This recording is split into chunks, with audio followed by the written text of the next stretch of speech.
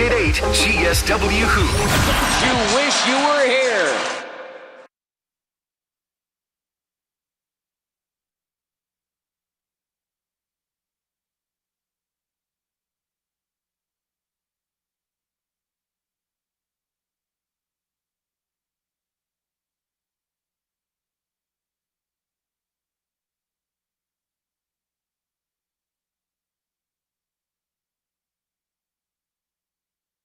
They will not foul.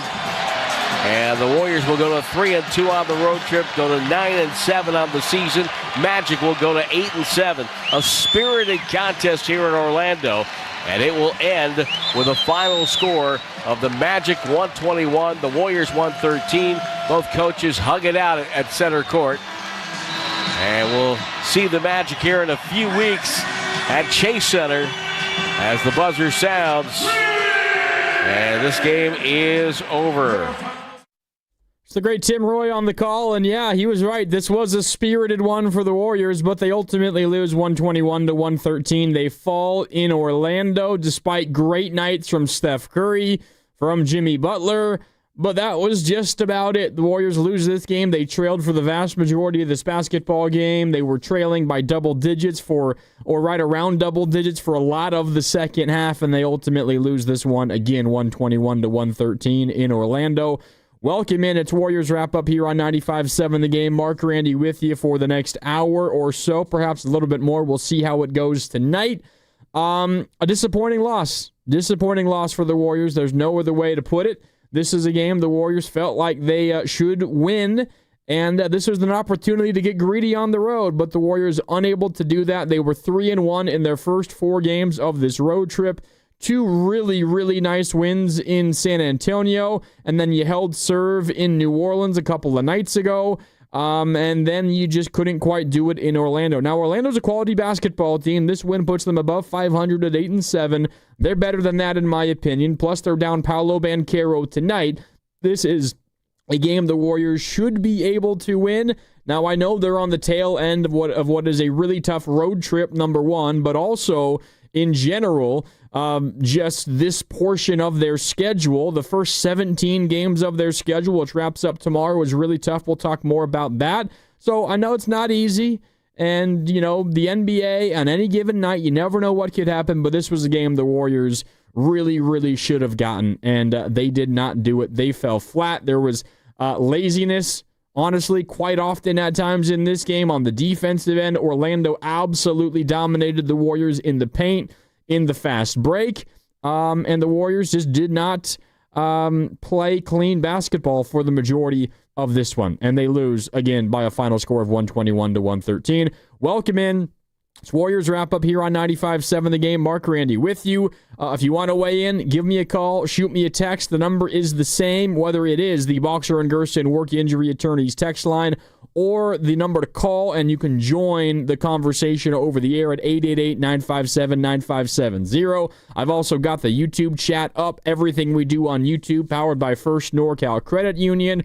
You can join at youtube.com/957 The Game. I see you Estimated Eyes. I see you Empire. I see you Sear. I see you Daniel, and a few others. Keep the comments flying in on the YouTube chat.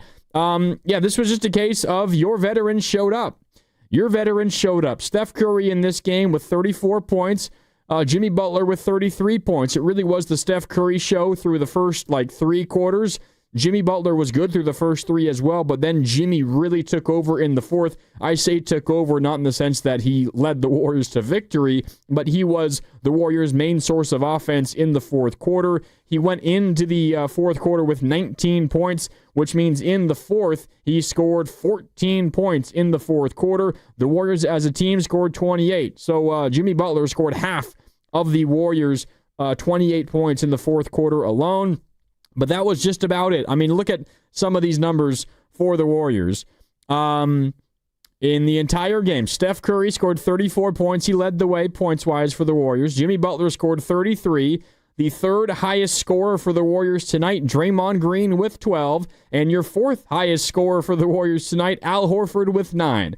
So you're talking about your 4 veterans led the way in scoring, and specifically Steph and Jimmy. But Draymond, your third highest scorer, and Al, your fourth highest scorer.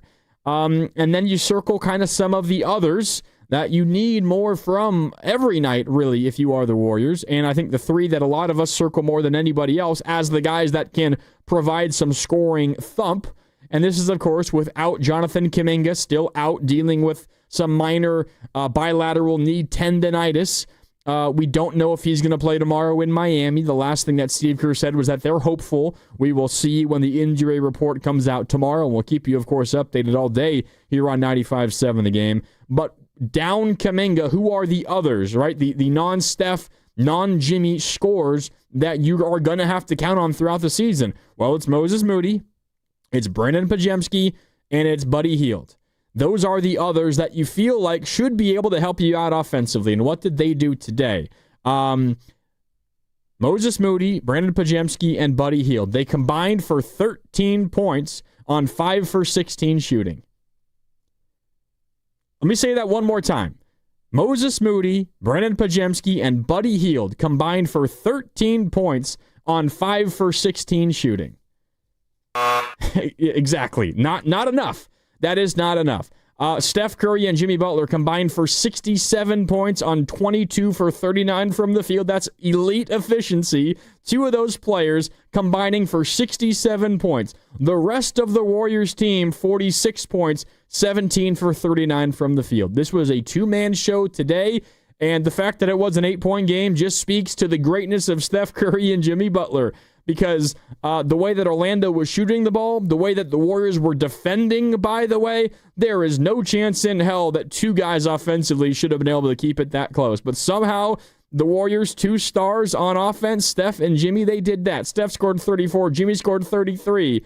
Nobody else did much of anything. I mean, Draymond scored in double figures, but only 12 points, and yet it was only an 8-point game somehow. And again, if we're going to praise what Moses Moody does in New Orleans when he makes 8 threes and scores 32 points and set all these career highs, and we're going to listen to Podziemski talk about how when Steph retires, he wants to be the face of the franchise, and we're going to celebrate the good things that they do, and we all know they do a lot of good things, and they have at times this season, specifically, in my opinion, Moses Moody of late, who's been really good. But Moses, you're in year 5. Podziemski, you're in year 3. And you talk a big game about who you are as a player.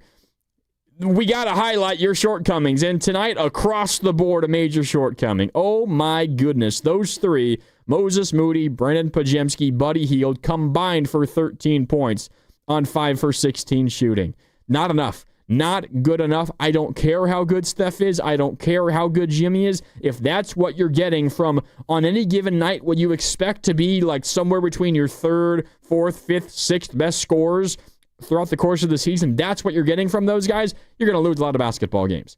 And that was what tonight was. Now, I don't want to take away, what happened on the defensive end tonight for the Warriors, because that was a problem in and of itself, and that's not related necessarily to the offensive shortcomings of Podziemski, Moody, and Hield today. That's an entirely separate issue that we can dive into as well, but somebody just needed to come along for the ride offensively, not named Steph, not named Jimmy. If one person does that, the Warriors probably win this game. Doesn't have to be Hield or Moody scoring a career-high 33. Doesn't have to be Podziemski scoring 28. It's just somebody score around 16 points by yourself, and this is a win instead of a loss. Now, this is the kind of game that the Warriors played where you really put it all out there. You pushed Steph. He played 34 minutes tonight. You really pushed Jimmy. He played 38 minutes tonight. We know that Al Horford isn't playing tomorrow. He doesn't play on any back-to-backs. He played 27 minutes, which is about like 5 more minutes than Steve Kerr kind of normally allots for him. The way that I think about this, and who knows exactly how it'll all work out, we know Al Horford isn't playing tomorrow. I honestly would be surprised if all of Steph, Jimmy, and Al Horford or Draymond play tomorrow. I'm not saying all of them are going to sit out. I just don't think we will see all 3 of Curry, Jimmy Butler, and Draymond. We'll see how it all plays out. But the danger of tonight's game is you push your chips into the middle of the table, you still lose, and then tomorrow, as a result of putting your chips in today, kind of leads to a loss tomorrow as well. Now, it's early in the season. You already won 3 games on this road trip, and I sat up here on my soapbox, and I told you all the goal should be 3-3 on this road trip, and they've already done that. They cannot do any worse than 3-3. A loss tomorrow is a 3-3 road trip. So I'm not going to sit here and say the sky is falling if that happens, but when you start 3-1 and you have this winnable game versus a Magic team, a quality Magic team, but who's down their best player in Paolo Banchero, you should be able to win this game if you're going for it. And they were going for it. They desperately were going for it, and they couldn't get it done. All right, 888-957-9570. Let's hear from you. Give me a call, shoot me a text, join the conversation on YouTube. 888-957-9570 and youtube.com/957 the game. Up first is Adam in San Jose who wants to talk about the role players. What's up, Adam? You're on Warriors Wrap Up with Mark Randy. What do you got? What's up, Mark? First off, starting with this bench, I never believed in them, even in the offseason when everybody was hyping up the depth. I personally didn't have the best feeling, and sure enough, no one is playing well. I'm going to start off with Moody.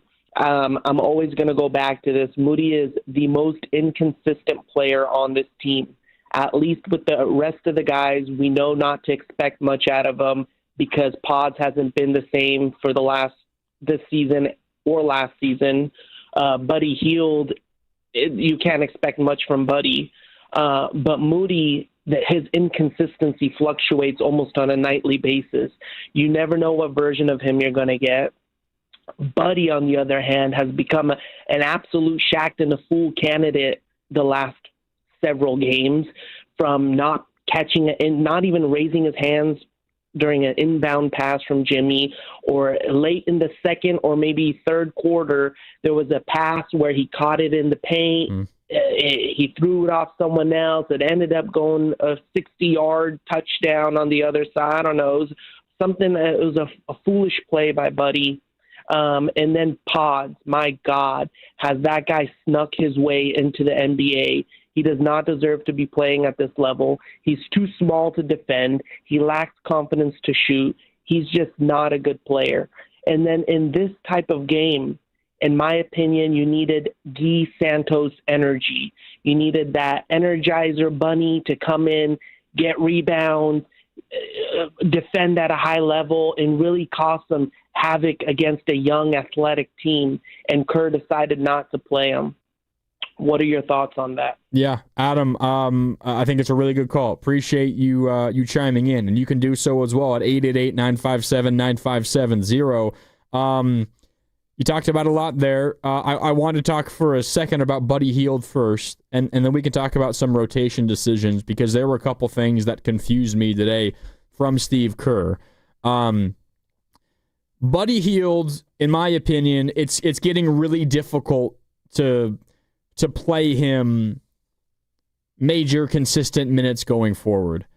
When he's not making shots, and I'm talking specifically about his three-point shot, when he's not making his three-point shot, in my opinion, there's nothing that he brings to your basketball team other than just, the positive energy and the vibes that Steve Kerr has talked about a lot, and that's valuable. But when you are in a game like tonight, when Steph is doing Steph things and Jimmy is just keeping you in the game in the fourth quarter, like, to hell with the vibes. I need somebody who's going to score or play good defense on the other end. And if Buddy is not scoring, then in moments like tonight, I have no use for a player like Buddy Hield. It doesn't mean that he does not have, positive moments for you over the course of the season, and he's going to start making his shot at some point. But on a night like tonight, I think you just got to pull him from the rotation. You have to just take him out, because it's not just missing open shots. That's one thing. You need him to make those shots. But if all he's doing is, making the right decisions and not turning the ball over and, hustling on defense and not getting caught with his hand in the cookie jar and all that stuff, if he's just missing shots, that's one thing. But what Buddy Hield is doing right now is missing all of his shots. Let me get you the exact numbers today. Buddy Hield, 1 for 3 from the field, 0 for 1 from deep, played just 15 minutes, scored 2 points. And, Steve Kerr would say, well, I kind of did curtail his minutes a little bit. He played just 15 minutes. I get it. That number probably would have been closer to 7 for me. Check to see if he's got the hot hand. The second I found out he doesn't, I think I'm taking him out. Because what happened to Buddy Hield today, and what has been happening to Buddy Hield today, is not making his shots. And in addition to that, he's turning the ball over. The number of times where he catches the ball and his defender runs him off the three-point line, so he has to put the ball on the floor, dribble into the paint, the defense collapses, then he kind of freaks out and looks for a pass out to the perimeter, and he just throws it right to the defense. Right to the defense. There are a couple of times defensively. One, I forget who he was guarding. It might have been De Silva. It might have been it's Anthony Black. This happened in the second half. A couple of times. Remember the two Anthony Black dunks? The epic dunks that he had? The second one was because Buddy Hield got lost defensively. There was a down screen on the right wing, Buddy Hield guarding Anthony Black, and Buddy Hield was expecting, I think he was expecting to not switch with Steph because the screen put Steph and Buddy Hield into the action. And Buddy and Steph both followed the same guy, and Buddy's man, Anthony Black, hanging out in the right corner off the screen, then had a wide open backdoor cut for a dunk, and it's because Buddy and Steph miscommunicated, didn't understand the game plan, the plan there defensively, and that resulted in an easy 2 points. So it's one thing if Buddy is missing shots, which he has been. It's another thing if he's also hurting you with bad decisions and turning the ball over and then not playing good, smart defense on the other end. And if that is happening with Buddy Hield, then he really doesn't do anything for your basketball team on a single night basis, right? Like on a single night. And tonight, just talking about this basketball game, Buddy Hield did not help you win. Now, was he the Warriors' worst player today? No, probably not. There were others that were bad. But we're talking specifically here about Moses Moody. We could probably say something similar for Brandon Podziemski. He made a garbage time 3 late in this game. Still, even with that, he scored just 5 points in 26 and a half minutes, was 2 for 7 from downtown, 1 for 2 from deep. Before that garbage time 3, he was 1 for 6 and 0 for 1 from downtown. Now, he didn't turn the ball over at all, which is good, but part of the reason why the Magic absolutely dominated the Warriors in this game was points in the paint.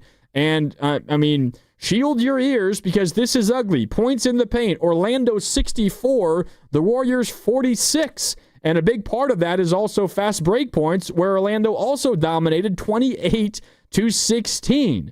The points in the paint is a big issue because, one, it highlights the Warriors' lack of size, and particularly their lack of interior defense when Draymond Green is not on the floor, because the size that they do have, specifically in Quentin Post, is not a good interior defender.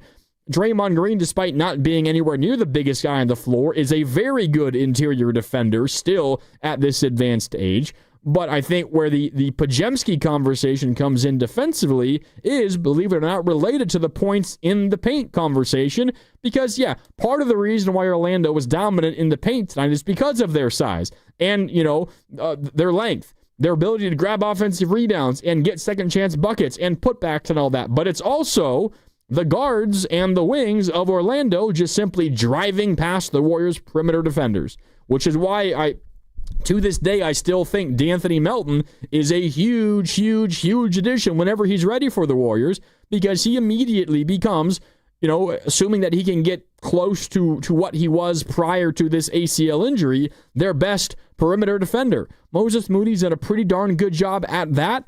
I don't think that's like his strength is sticking with the really quick guards.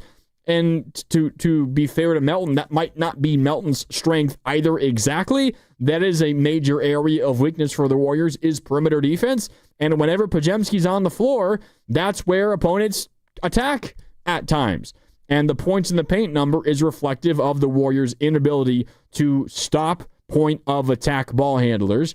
And a big part of that is Podziemski. Now, it is also Buddy Hield. It is also Steph Curry. It is also, at times, Moses Moody, who gets beat. Everyone gets beat. But the Warriors just have, in general, a lot of guys that are playing those spots that get beat. And Podziemski is part of it. I want to go back out to the phones in a sec. I see you, Tristan. We're coming to you in a minute. 888-957-9570 if you want to weigh in. I did want to bring up one thing here. Oh, yeah. So after our previous call, apologies, I can't remember your name, but you brought up a lot of really good points. Adam, thank you. Adam, shout out to Steve in the back for reminding me. Adam talking about some of those decisions for the Warriors, and I talked about a few of them with Hield and with Podziemski. I did want to highlight what I think is maybe one of Steve Kerr's big mistakes tonight. And it was this lineup that he turned to about halfway through, towards the end of the first quarter. A good chunk of the back half of the first. So, I think it was somewhere around the 7-minute mark to the 3-minute mark or something like that. It was Steph Curry, Brandon Podziemski, GP2, Buddy Hield, and Al Horford. That was the Warriors' 5. Again, it was Curry, Podziemski, GP2, Hield, and Horford. And the second that group came in is when Orlando went on their run. And they went on their run not because they were getting stops on the Warriors necessarily. The Warriors were scoring still, a little bit. You had Steph out there and Steph doing Steph things. And Al Horford wasn't terrible today in this game. But you're going up against a tall, long Orlando team, and you put out their 4 guards. And I know he'll say, well, GP2 is not really much of a guard. He's more of a 4. Okay, Steve, I get it. He's 6'3", 6'4", however tall he is. It's not going to do a lot of good for you against these gigantic players that the Magic are throwing out there. And that was immediately when Orlando began their run. That kind of lineup to me, I don't think the Warriors should play all that often in any game, but specifically in a game versus the Magic, it should get no run. Frankly, it should get absolutely no run. It's Curry, Podziemski, GP2, Buddy Hield, and Al Horford. And that is when the Magic went on their run in the second half of that first quarter. They ultimately won the first quarter by 4 points, had a 7-point lead at halftime, 8-point lead going into the fourth, and they win the game by 8 as well. Not to say the Warriors could not have overcome that stretch in the first quarter. They absolutely could have. They had all the opportunities in the world. But I just don't get why there is some thought that could be a lineup that would work versus this Magic team. So that makes no sense to me, and that would be something I would ask Steve Kerr. Why did you feel like that was a lineup that would work? And the 4-guard lineups aren't new to Steve Kerr either. These are things that that lineup has played. That lineup plays, maybe not a ton this year because GP2 was kind of out of the rotation until Kuminga got hurt, and Kuminga's now missed the last 3.5 games. But he plays those 4-guard lineups often. I know it's kind of a point of contention for a lot of Warrior fans. I hear it. I think there are times where it is acceptable and it makes sense. Tonight was absolutely not one of those, given who your opponent was. The length and the size of the Magic, at a certain point, you have to you don't have to match size with your largest lineup possible, but if you're going to go with that uber small lineup, it's got to be an uber small lineup that you feel like can really, really attack offensively. And with Podziemski unable to hit a shot, we know GP2's limitations offensively. Buddy Hield also can't hit a shot. Not like Al Horford's been tearing the cover off the ball either. That is a lineup offensively that has major flaws as well, just because those guys are struggling to shoot the ball right now. And then we know what it is defensively, and defensively it is really, really rough. All right, 888-957-9570. Back out to the phone lines as promised. It is Tristan in Temecula. What's up, Tristan? You're on Warriors Wrap-Up with Mark Randy. What do you got? Oh, I'm doing good, man. It kind of sucks that the Warriors lost, but I mean, my main takeaway from the game, man, is you just can't have a situation where Draymond's your third leading scorer. Yep. You can't have other guys on the court running around for 20 to 30 minutes, 15 minutes, and just not giving anything, man. Buddy, I don't know what's happened. I mean, I know how inconsistent he's been over his career, but there's just so many games where he doesn't even look to attempt a shot, and then when he does, he either misses it and he doesn't even, attempt anything else again, and he's already a traffic cone. And on top of that, you got Pods and Moody. And Moody, look, I like Moody, But just him as a starter, I'm still kind of not sold on it because defensively he's solid for the most part.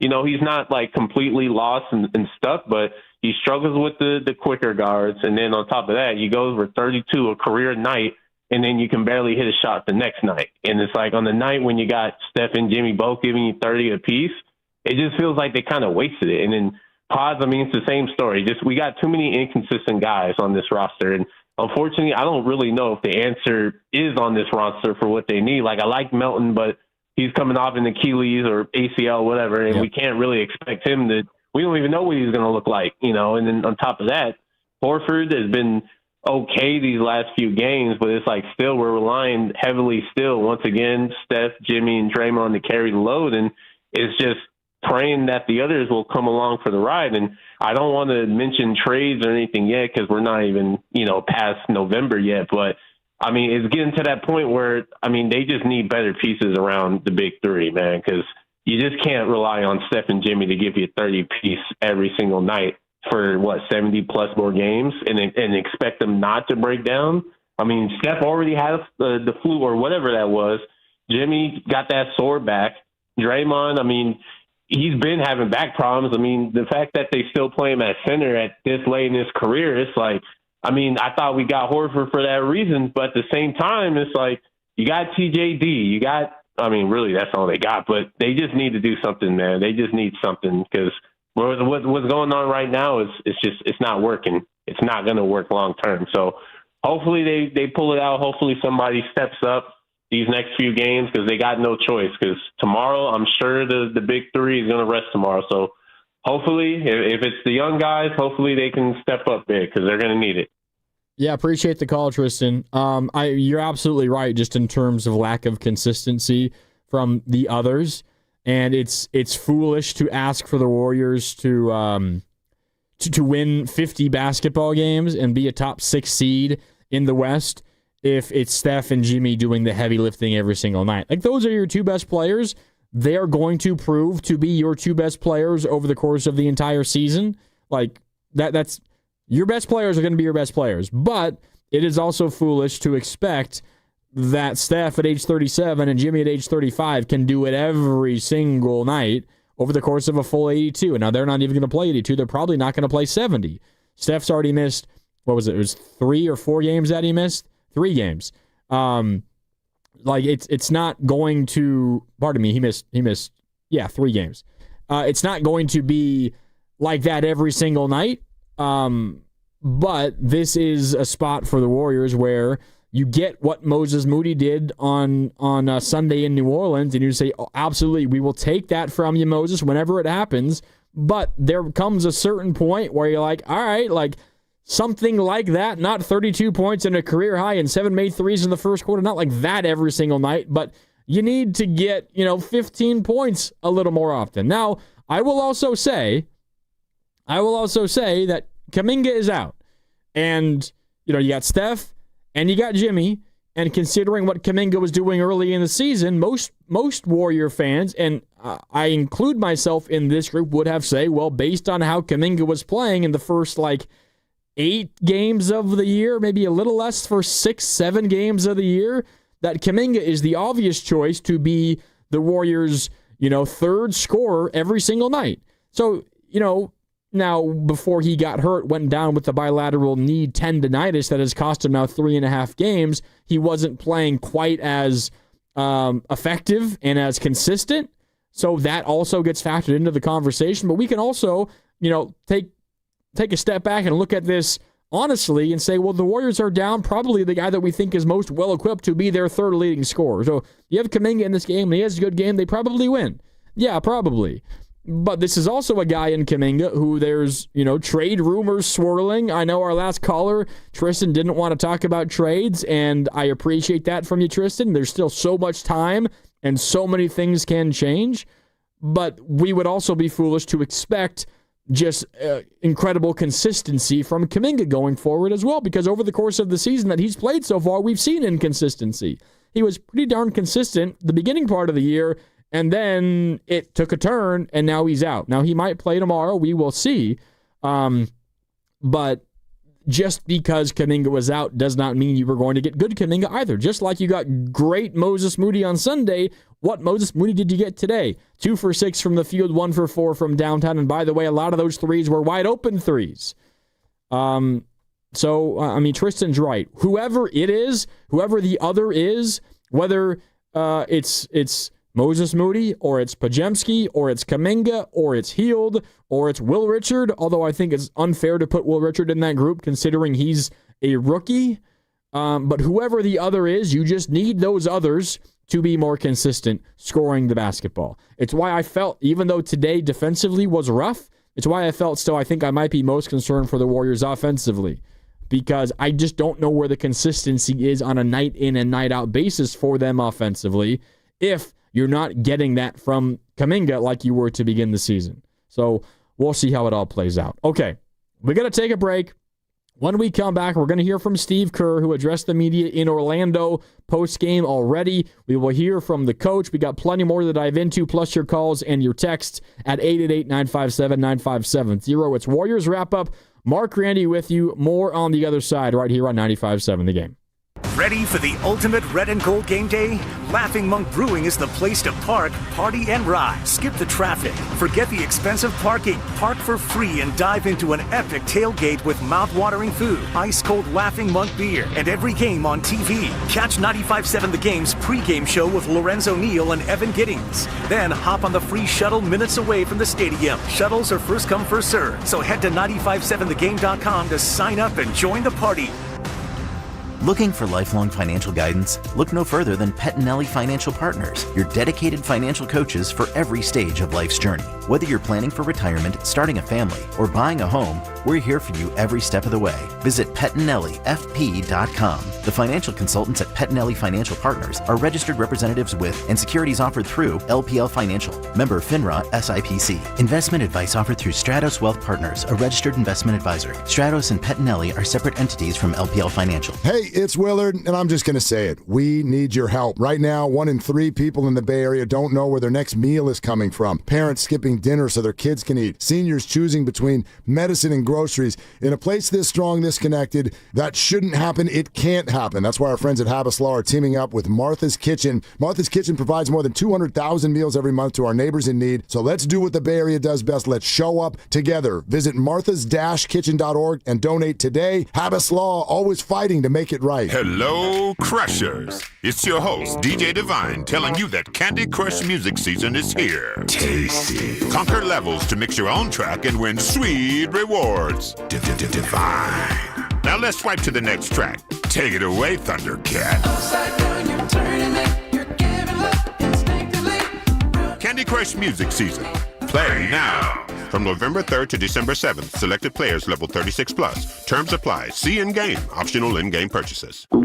Oh no, stomach issues again? Stomach issues? Who are you? Your pancreas. I could be the real reason for your diarrhea, gas, bloating, stomach pain, or loose oily stools. I thought it was my stomach. People often do, but any of these symptoms could mean having a condition called exocrine pancreatic insufficiency, or EPI. With EPI, the pancreas doesn't release enough enzymes to break down food, but EPI is manageable. Use the symptom checker on identifyepi.com and speak with your doctor. That's identifyepi.com. Sponsored by AbbVie. Hey, this is Joe Shasky from 95.7 The Game. Want to hear something super? Well, Merit America wants to get you on the path to a super new high-paying career with free coaching and training. And the first step is a super job working at the super big game. Go to meritamerica.org/super and see how you can sign up for super career training in HR, logistics, data analysis, and much more for free. So go to meritamerica.org/super. This is a super opportunity, and it's brought to you by Merit America. Now it's time for the closer of the week. Presented by LiftMaster and R&S Doors. Turn your garage into the envy of the neighborhood. Visit rnsdoors.com. This week's closer comes from Gabby from Oakland. Great work by Lupe and Juan. They repaired our roll-up door promptly without disrupting our operations, and now it looks and sounds even better than before. Thank you, R&S. Recently, my garage door opener was not working. I was in need of a closer. I was put in touch with R&S Doors, and they hooked me up with a brand new garage door opener from LiftMaster. With LiftMaster's MyQ connectivity, my garage door opener can be controlled right from my smartphone. You'll know when a door or gate has been left open and can close it with a tap, no matter where I am. Be one of the first 10 callers and receive 20% off a LiftMaster garage door opener. Call 1-800-FIX-A-DOOR. That's 800-FIX-A-DOOR. Or visit rsdoors.com. R&S Doors. Look for the red truck. Injured at work? Don't wait. Every day you delay can mean lost wages, delayed medical care, and more stress for your family. At Boxer & Gerson, we fight for people just like you. Construction workers, delivery drivers, factory workers, restaurant staff, hardworking folks who get hurt just trying to earn a living. We won't back down. We get results. You work hard, you deserve real help. Call Boxer & Gerson now at 510-835-8870 or visit BoxerLaw.com. The consultation is free, but waiting could cost you. Boxer & Gerson. Justice for workers. Makita's built for the pros who show up early, who don't do shortcuts, only precise cuts. With tools built to last, job after job, year after year. Performance that pays off, because when the job calls for the best, you answer. And when you need the best, you call on Makita. Built to be the best. Available at the Home Depot. My ride smells just right, just right, just right, just right. Y'all gotta try that Febreze car. Just right, just right, just right, just right. La la la la la. With up to 40 days of consistency. All over Febreze car clips right on your vent. You know my car's my happy place. Keep that smile on my face. When it smells just right, just right, just right. And breathe happy Febreze. La la la la la. Shovel the pass to Wagner. Wagner bouncing with the dribble. Left hand feed to Bain. He'll turn and shoot over Will Richard. In and out. Curry tips the rebound to himself. A smart play. Curry on the go. Lob to Butler. Butler right corner Richard. Back to Curry. Relocation three. Around and down for number 30. And the Magic will call timeout. Now back to Warriors Wrap Up on 95.7 The Game. Welcome back. Mark Randy with you here. Warriors wrap up after a Dubs loss in Orlando, 121-113 in favor of the Magic. The Magic do it without arguably their best player in Paolo Banchero. They shot amazingly well from the field in this game, over 50%. Now, the Warriors were exactly 50%. So how do you lose a basketball game in which you shoot 50%? Well, it's pretty simple. You allow your opponent to also shoot 50%, and you turn the ball over 18 times, and that's kind of what happened tonight. Orlando wasn't amazing taking care of the ball, 14 turnovers, but they had you beat there. And how did you allow them to build a lead in the first half? Well, you fouled them relentlessly in the second quarter, and they just got to the line over and over and over again. How about this? The free throw battle as a whole was actually relatively even. The Warriors got to the line 28 times, the Magic 29 times. So, pretty fair there. Now, the Warriors only made 22 of their 28. Not a bad number. That's a little less than 80%. You'll take that. The Magic, though, were 27 for 29 from the line. They left hardly any points at the free throw line, so they were +5 from the stripe. Not a bad number overall. That's not one that you can't come back from, and the Warriors easily could have won this even without any extra from the free throw line. Jimmy got to the line 15 times in this game by himself. He had more than half of the Warriors' 28 free throws. He was 10 for 16 from the field for 33 points. Anytime you score 33 points while only attempting 16 shots, either you are Steph and you just went off from deep, or you have a game like Jimmy did and you just attempted a bunch of free throws. And that was kind of a cheat code for the Warriors. It has been for a lot of Jimmy Butler's tenure with the Warriors, is even when the shots aren't falling, just get to the line, and that kind of gives the Warriors free points when otherwise they're going scoreless. But the second quarter specifically was an absolute disaster. It was a miracle the Warriors only got outscored by 3 points in that second quarter, and largely because Steph got really hot in that second quarter. Steph in the second alone had 13 points and made 3 threes. But in the second quarter, the Warriors could not defend the Magic without fouling. It was one of the longest second quarters I can remember because Orlando got to the free throw line 18 times in the second quarter. 18 times in the second quarter. The Warriors defense, sometimes they just look lost and they don't know exactly what they're supposed to be doing, and they end up just fouling a guy and they bail him out and they get to the free throw line. The Magic got, they were in the bonus for what felt like the entire second quarter. 18 free throws. They made all of them in the second quarter. In the first half, entirely 20 for 20 from the line for the Magic. That was a big reason they built that lead in the first half. I think this is something that I noticed today. It obviously goes without saying. The Warriors with Draymond Green are a much better defensive team than the Warriors without Draymond Green. But I highlighted a couple of stretches of this game that I think reflect how important Draymond is defensively to the Warriors.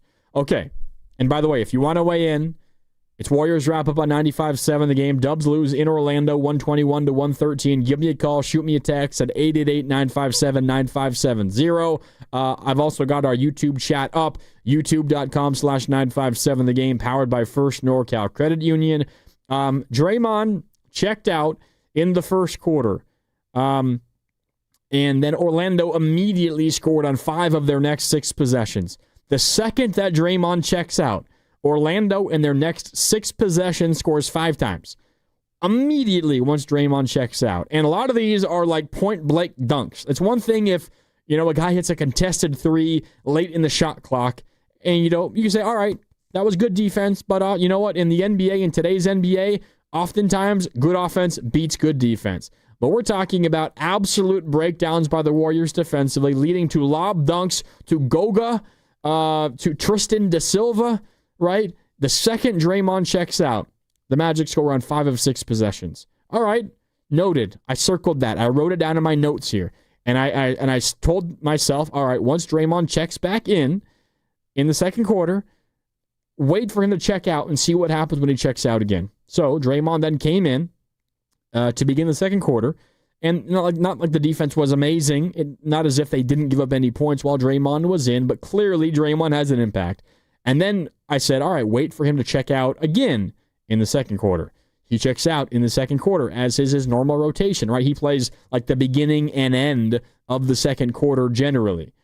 And what happened? Orlando scored on their next 5 possessions. Their next 5 possessions, and overall they scored on 7 of their next 8 possessions immediately after Draymond checks out. Then Draymond checks back in. So the Warriors, not as if they're a one-man wrecking crew defensively, but Draymond does have to carry such a gigantic load on defense. And oh, by the way, I haven't seen a lot of people talk about this, even though it was a story all of last year. Steve Kerr has said over and over and over again, they need to limit Draymond's minutes at the 5. By the way, he started at the 5 the majority of games so far this season. Part of that is, a big reason is because they don't want to start Al Horford because they can only play him like 22 minutes a night. And if you start Al Horford and you want to close with Al Horford, that kind of doesn't leave much Al Horford for the rest of the middle of the basketball game. So it makes more sense, I suppose, of in the way of keeping him engaged and not letting him get cold on the bench to not start him. That's part of the reason. Another part of the reason is because Quentin Post isn't really effective right now. He was honestly a godsend for the Warriors last year as a rookie, but his three-point shot has kind of left him of late, and he gets abused defensively, isn't strong enough down there against some of these real big guys in the NBA, and TJD isn't really in the rotation. And if you want to, tell Steve Kerr that TJD needs to be playing, fine. It's a fine opinion to have. I personally don't think TJD is the solution there either. The Warriors' best option at center is and has always been Draymond Green. That has always been the answer. And the Warriors play this cat and mouse game over the course of really Draymond's entire career, but specifically the back half of his career when they've been cognizant of the minutes that he plays at the 5. They try to convince themselves they're not at their best when he's at the 5. I think that, they probably know that. I can give them the credit of the doubt. They know that they're the best when Draymond is at the 5. But they try to balance this trade-off between, we want to win basketball games. We don't want to push Draymond too hard. But on the flip side, they'll say, we need to really be good to begin the season because we don't want to have to really push toward the end of the season like last year. And then by the time the playoffs come around, we're tired and we lose in the second round, or Steph gets hurt because there's been such a heavy load on him. So there's this balance going on between, Draymond makes us our best when he's playing the 5, but we can't play Draymond too much at the 5, but we want to be good early so we don't have to be good late. And you're kind of just stuck in this tug of war between those two ideas. Draymond has always been best at the 5, or at least the Warriors have been best when he's playing the 5. But how much longer can you play Draymond at the 5, major minutes at the 5, because is he going to be ready come March and come April? That was the issue that they ran into at times last year, or at least that was a concern of theirs. And that concern is not going to go away as Draymond gets a year older. So I don't know exactly what the solution is there. But we'll see how it plays out. That's just something I wanted to bring up because I haven't heard Steve Kerr really address the Draymond Green minutes at the 5 in quite a while. I know it's still early in the season, but that is something to keep an eye on because that was something he talked about almost every week last year towards the end of the season was Draymond minutes at the 5. Speaking of Steve Kerr, maybe he was asked it tonight. I have not heard Steve Kerr postgame just yet. Let's hear it. Let's listen to it together here on Warriors Wrap-Up as the Dubs fall to the Magic 121-113. Here is Warriors head coach Steve Kerr postgame in Orlando tonight. We weren't quite sharp enough. I thought we played well in stretches. They played really well. They played fast. I thought the second quarter free throws really factored in, 18 free throws for them in the second. And we just had some plays we didn't convert, some timely turnovers where they scored at the other end. So I love the effort. The guys gave everything they had. A lot of good execution and then some plays we'd like to have back. You played Jimmy 38 minutes. Yeah. 34. It seemed like they were really kind of going after this one. Yeah. Do you know yet what that means for tomorrow? I don't. We got to talk to our performance staff, and we'll determine what we're going to do. Steve, you said you like the effort in these last few losses, especially without a star player or a top guy on a different team. Is there something you can point to as to why maybe the mental letdown has been there a little bit? No, this is the NBA. I mean, this is a damn good team we played tonight on their home floor. And so you have to be a little sharper than that. We're going to have to do a better job taking care of the ball. We know that. We had 18 turnovers tonight. It felt like a lot of them came at really key times where the momentum was shifting our way and then quickly shifted back the other with our turnovers. So that'll be something we're going to harp on and try to correct. But I really love the effort. I like our team a lot. I think we're going to be really good. So we just got to keep plugging away. Coach, the Warriors championship DNA, you guys have been through the meat grinder, so to speak, over the years. It's early. Just talk about continuing to work through this and just continue to play Warriors basketball. Yeah. Like I said, we have a good team. We got a lot of depth. We got a great approach. Our players are connected. Chemistry's good, and I thought we got a lot better. To this point on this trip, 5 games with 1 to go, and no practices. But I thought we saw our team come together over this last week, and I'm excited about that. Steve, when you get to the end of a trip, is it almost solely the performance staff, or how much does player input still factor into whatever? It's a collaboration for sure, and we've got some guys who are banged up, so we have to make sure we handle things the right way, and that will be determined, here, tonight, tomorrow. We'll see how our guys are doing. Steve, I don't know how much you watched Anthony Black in time, but what did you think about what he gave them tonight? Yeah, Anthony's a really good young player. Aggressive, I thought his defense was good, and attacked the rim, got some buckets at the hoop. But yeah, really good young player. All right, that's Steve Kerr postgame in Orlando earlier tonight. Highlighted some of the things we've already talked about here on a Warriors wrap-up. The second quarter free throws. The Magic as a team tonight, 29 free throw attempts, 18 of them, and they made all of them, by the way, happened in the second quarter alone. You just can't do that. 18 free throw attempts in a single quarter. Even if the officials are completely out to get you, and I don't think they necessarily were tonight. Maybe some Warrior fans disagree with me.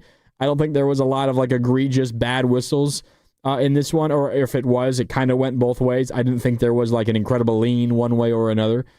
Even if that's the case, frankly, how bad do you have to be defensively to put a team on the line 18 times over the course of 12 minutes? That is crazy.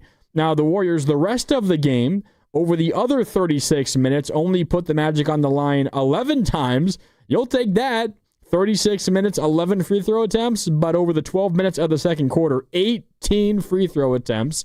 And then he also talked about some untimely turnovers. It felt like every time the Warriors put together a little run, they get back within 5 or 6 in the second half, they would immediately follow it up with a couple of bad turnovers. And I spent a lot of time harping about how great Steph was today, how amazing Jimmy was, and talking about some of the shortcomings for Moody and Podziemski and Hield. And I think certainly that's the very quick synopsis, the very quick story of this basketball game.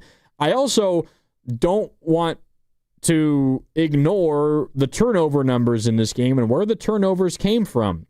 Now, a lot of this is who's controlling the basketball, who has the ball in their hands. But Podziemski, who has the ball in his hands a lot, played 26 and a half minutes tonight, had 0 turnovers.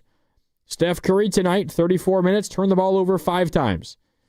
You just can't have that. You cannot have it, especially on a night when you're not getting a ton of offensive support from the others, and you're also playing, frankly, pretty bad defense. You turned the ball over 18 times as a team, leading to 21 Orlando points. You just can't have it. And there was a moment, I want to go through my notes and make sure I find the exact moment here. Where was it? Might take me a sec here. The Warriors cut it to within 5, I believe. Was this in the third quarter? And the Warriors immediately followed it up by committing 2 terrible turnovers. One was by Moody, and the other was by Steph Curry. Here it was.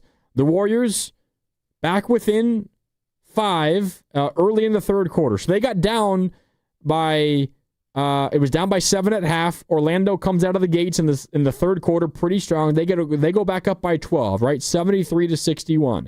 Then the Warriors a 9-2 run in a minute and a half of game time. They're back within 5 at 75-70, about 8 minutes to go. And then what happens? They immediately follow that up with consecutive turnovers, terrible passes by Moody and Curry, leads to a Tristan da Silva 3 and a Wagner dunk. 5-0 run, right back, turns into a 9-2 Orlando push. Their lead immediately right back up to 12. It was 2 steps forward and then 2 steps back immediately. That was what the Warriors were dealing with tonight. And again, a lot of it is because Steph had to carry such a heavy load offensively, as did Jimmy. You're going to get some moments where those two turn the ball over, and you understand it. But you just simply can't have some of those just absolutely terrible decisions in big moments. When you're on a bit of a run and then you just kill all of your momentum by throwing the ball away. And then you begin to look to what's happening tomorrow. And the Warriors, after really pushing for this game today, Steph playing 34-plus minutes, Jimmy playing 38-plus minutes, Draymond playing 31.5 minutes, Al Horford playing 27 minutes, and we know Al Horford won't play tomorrow because he's not playing in any back-to-backs this season. What happens tomorrow? Are all the vets going to play? Steve Kerr was asked about it, and he said, he was asked if he knows the plan for tomorrow for the vets. He said, quote, "I don't know."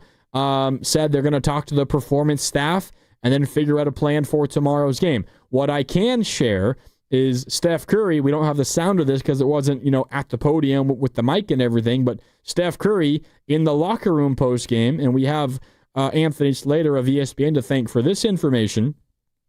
Steph Curry said that he tweaked his right ankle in the second Spurs game. That was the epic Spurs win on Friday night. And again, he tweaked it in the first half tonight.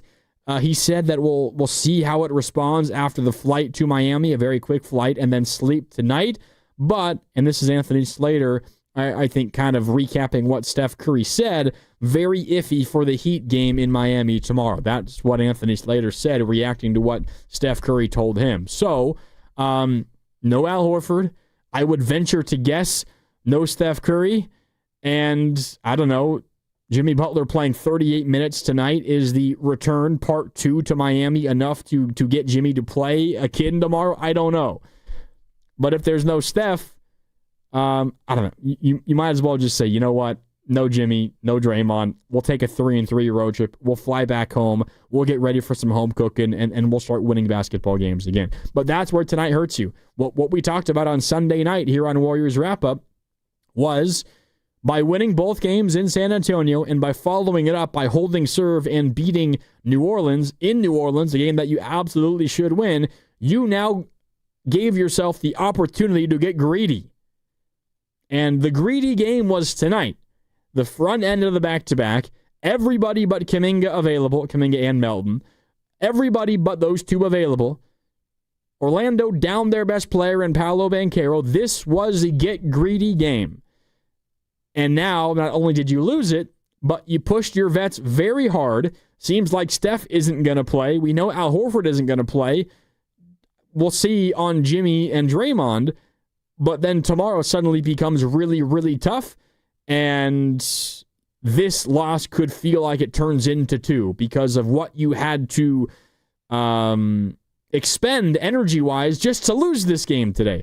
So we'll see how it all plays out. But this is a missed opportunity for the Warriors, there's no doubt. Now, does this mean the Warriors are going to go on a big losing streak and their season is in jeopardy? No, this is one game over the course of a full 82. Steve Kerr talked about how I don't know, how much belief he still has in this group, and that's all totally fair. I saw some comments on the YouTube chat talking about how Steve Kerr is still selling a dream. I don't agree with that. I think this Warrior basketball team still is going to largely be pretty darn good this season, but there's no denying tonight was a missed opportunity. Steve Kerr talked about how he loved the fight. Yeah, I mean, frankly, considering everything that happened, it's amazing this was an 8-point game, and at one point a 5-point game in the fourth quarter. But there's no moral victories here. This is a Warriors basketball team that's trying to win a 5th championship with Steph Curry. So there's no room for moral victories. Frankly, the things that have been hurting them all season are still hurting them now in the turnovers and some lazy defending. Now, on the flip side, and this I think is what Steve Kerr is talking about in terms of the fight that he saw, let me read this off to you, because this is kind of crazy to see and hear it put this way. Tomorrow's game in Miami is the Warriors' 17th game in 29 days in 13 different cities. Okay, the Warriors, tomorrow is the Warriors' 17th game of the season. So from their game 1, that was the Tuesday night in LA, whenever that was, mid to late October. From that moment on, the Warriors, including tomorrow night's game, will have played 17 games over the course of 29 days in 13 different cities. That is crazy. That is crazy. Plus, and of course, you play that many games over the course of 29 days, you know there's going to be a lot of back-to-backs there. How about this? Tonight and tomorrow is the Warriors' 5th back-to-back of the season. No other NBA team has more than 3 back-to-backs during that same stretch. So from the beginning of the season to tomorrow, the Warriors will have played 5 full back-to-backs. No other team in the NBA has played more than 3. Steve Kerr, with all that in mind, said this yesterday on 95.7 The Game. In fact, I have it here. I might as well play it for you. Where did it go? Here's Steve Kerr with Willard and Dibbs yesterday on this schedule. You know, the Miami game will be our 17th game in 29 days in 13 different cities. Well, but who's counting, right? I'm not really keeping track or anything, but I mean, it's been the toughest early schedule I've ever been a part of in my entire NBA life. I think our guys have held up remarkably well. Okay, that's Steve Kerr. Again, the money quote there was, again, 17 games, 29 days, 13 different cities. Quote, it's been the toughest early schedule I've ever been a part of in my NBA life. Now, is that an excuse for tonight? I don't think that way. I think we can also agree, and we can just be objective here. The Warriors have had an incredibly difficult schedule to the point where there are a lot of people in the NBA who have been around the league for quite a while said they've never quite seen something like this beginning to a season schedule for a team. You just get through tomorrow unscathed, avoid major injuries, get home, you get some home cooking going, and you'll be okay. But tonight was absolutely a missed opportunity. I think talking about this part of the Warriors' schedule, I circled tomorrow as kind of the end date as well. That is 17 games in. Given everything, and obviously things change, right? Like that Milwaukee game in Milwaukee became winnable the second that Giannis was ruled out. That Indiana game should have been a win. Tyrese Halliburton was going to be out for that one at the beginning of the year, but you didn't know all the other injuries that Indiana would have. So things changed like on individual games. But when the schedule came out and we started thinking about who this Warrior team was, and you break the schedule down into like chunks. First chunk is these 17 games. I circled 10-7 as the record the Warriors should be. 10-7. If you're 10-7, you feel good about yourself. The Warriors are 9-7 right now. Now, tomorrow probably feels like an uphill battle. Let's just say you lose. You're 9-8. Does that mean that the sky is falling and things are terrible in Golden State? No. Does it mean you fell just a little bit short of what I had circled as the goal? Yes. Doesn't mean that you can't make it up later, or maybe instead of winning, as I thought, maybe 53, they win 52 games, or whatever the number is. Not the end of the world. But I do think there are brighter days ahead for this Warrior team, considering what the gauntlet has been to begin this season. So we shall see how it all plays out. I think Steph's not playing tomorrow. We know Al Horford's not playing tomorrow. Jimmy Butler, we'll see if he plays tomorrow. He was also asked about tomorrow's game. He said, quote, who knows? We'll see how we feel when we wake up. That, to me, seems like probably a no. But we'll see how it all plays out. Just looking at the NBA standings, as I give it a quick refresh before we get on out of here tonight, the Warriors, with tonight's loss, have now played 16 games. 16 games played by the Warriors. OKC's played 15. Okay, that's not much of a difference. The Denver Nuggets have played 13. The Houston Rockets have played 12. The Rockets have played 12 games. The Warriors have played 16. How crazy is that difference? The Rockets are 9-3. The Warriors are 9-7. That is an absurd difference this early in the season. So, it's been rough for the Warriors early. Now, what does that mean over the rest of the season? The Warriors have 4 fewer games than Houston. Now, that's spread out over many, many months as opposed to, into 1 month right here to begin the season. But so the Warriors have the edge schedule-wise the rest of the year. There's no denying that. But it is crazy, the gigantic difference in number of games played so far this season. The Warriors have played 16. The Rockets have played 12. Lakers have played 14. Spurs have played 14. T-Wolves have played 14. Suns have played 14. Blazers have played 13. Jazz have played 13. And so on and so forth. The Rockets have played 12 games, which makes no sense. Not an excuse for tonight, but it's just the reality the Warriors are facing at this point of their schedule. Okay. Warriors fall tonight, 121-113. Before I get on out of here, I want to remind you that you're listening to 95.7 The Game, KGMZ FM and HD1 San Francisco, and Odyssey Sports Station, always live on the free Odyssey app and now broadcasting from the Laughing Monk Studios. Dubs fall. They have Miami tomorrow in Miami, 4:30 with the tip time, which means Warriors Live with Willard and Dibbs starts at 3:30. I will be back for Warriors wrap-up once that game is over. Then after that, the Warriors return home, and they have some actual home cooking for the first time this season. Portland, Utah, Houston, New Orleans, and OKC all at home. That's a 5-game homestand. The Warriors' previous long homestand this season, 2. Can you even call that a homestand? They had 1 home game versus Denver, then on the road to Portland, back-to-back home games, Memphis, and the Clippers. Then one home game versus Phoenix, a couple of games on the road, one home game versus Indiana, then this 6-game road trip.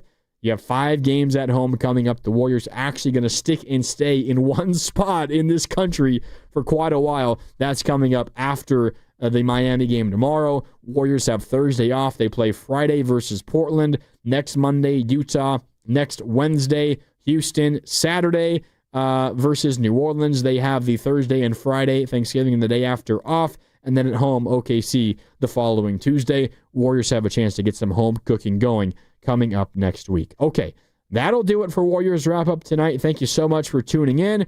My name is Mark Randy. Shout out to all of you for tuning in and for contributing to the show tonight. Thanks as well to our Warriors Network Coordinator, Cam Williams, and to Steven Risotto for making us sound good here on Warriors Wrap-Up as well tonight. I'll talk to you again tomorrow. Warriors in Miami versus Andrew Wiggins and the Heat. We'll see if Jimmy plays. We'll see if Steph plays. We'll see if Draymond plays. Regardless, though, the Warriors, still a good road trip. They're 3-2 so far in their first 5. I told you 3-3 should be the goal. They've already guaranteed that at worst. We'll see, though, if they can pull a rabbit out of the hat tomorrow versus the Miami Heat. Thanks for tuning in. We'll talk tomorrow. My name is Mark Randy, signing off on 95.7 The Game. At the NFL level is easy by any stretch. It's a lonely